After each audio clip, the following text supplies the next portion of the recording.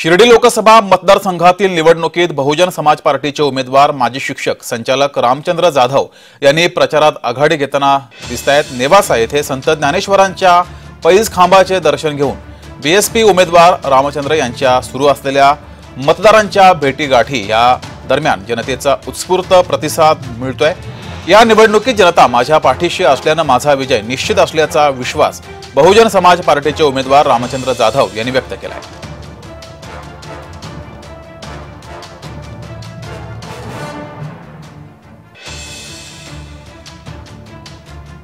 तर शिर्डी लोकसभा मतदारसंघाचे बीएसपीचे उमेदवार रामचंद्र जाधव यांनी जोरदार प्रचार सुरू केलेला आहे आणि त्यांच्या प्रचाराला उत्स्फूर्त प्रतिसाद सुद्धा मिळतोय।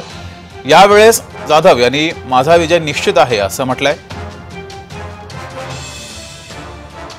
दरम्यान त्यांच्या प्रचार रॅलीला चांगलाच उत्स्फूर्त असा प्रतिसाद मिळतोय।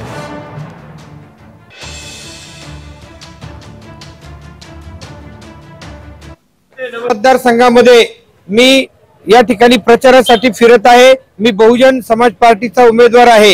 या ठिकाणी जे प्रस्थापित आमदार खासदार होते यांनी कुठल्याही विकासाचं काम केलं नाही, त्यामुळे लोक नाराज आहेत आणि लोकांना आता नवीन चेहरा हवा आहे, बदल हवा आहे।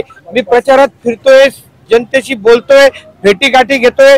जनतेचा मला प्रचंड उदंड असा प्रतिसाद मिळत आहे आणि निश्चितपणे या मतदार राजाच्या आशीर्वादावर मी निवडून आल्याशिवाय राहणार नाही। धन्यवाद।